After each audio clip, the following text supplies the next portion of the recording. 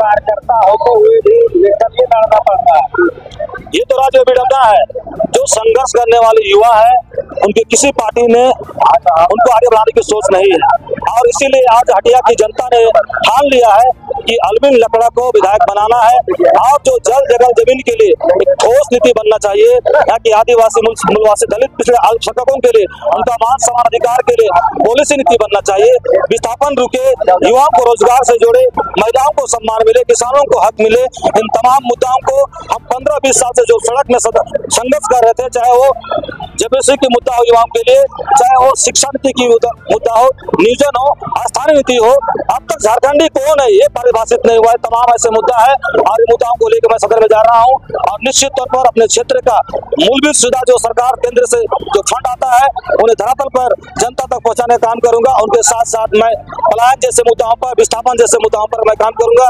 युवाओं को रोजगार नीति के साथ साथ में उद्योग नीति लाऊंगा ताकि लोग रोजगार के साथ साथ व्यापार से भी जुड़े और हर घर में लोग युवा संबल हो और हर घर का विकास हो, हर घर में दीप जले। ये सोच के तहत मैं चुनाव लड़ रहा हूँ।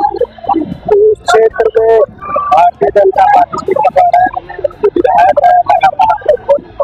आपका उनसे मुकाबला होगा, कांग्रेस से मुकाबला होगा, पार्टी उनसे मुकाबला होगा। किस प्रकार से आप कैसी तैयारी है? इस बार किसी का नहीं चलेगा, कोई पार्टी का नहीं। हम जमीन से जुड़े हुए नेता है, एक सामाजिक कार्यकर्ता है। जनता हमारे संघर्ष को देखा है और चुनौती के साथ में हम लोग लड़ रहे हैं। और निश्चित तौर पर जब वो जेल केम हो, चाहे भारत आदिवासी पार्टी हो, चाहे किसी भी तरह का कोई पार्टी हो, हमारे सामने नहीं टिकेंगे, क्योंकि हमारे पास पॉलिसी मेकिंग है। हमारे साथ हमारे क्षेत्र की जनता के लिए ब्लूप्रिंट है कि किस प्रकार हमारे क्षेत्र की जनता आगे बढ़ेगी। मैं इस उद्देश्य के साथ में चुनाव लड़ रहा हूँ और किसी तरह का धन बल के साथ में जो भी चुनाव लोग लड़ेंगे वो हमारे सामने नहीं टिकेंगे। जनता हमारे साथ में, हमारे विचारधारा के साथ जुड़े हुए हैं।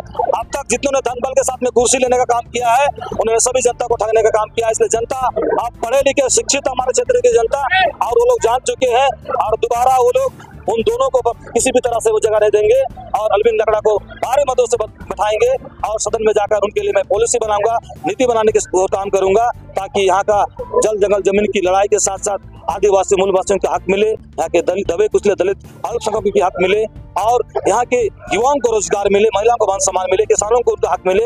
इन तमाम दिशा में प्लान रुके, इन तमाम दिशा में मैं काम करूंगा। अलविन लकड़ा, हटिया विधानसभा से निर्दलीय प्रत्याशी के रूप में।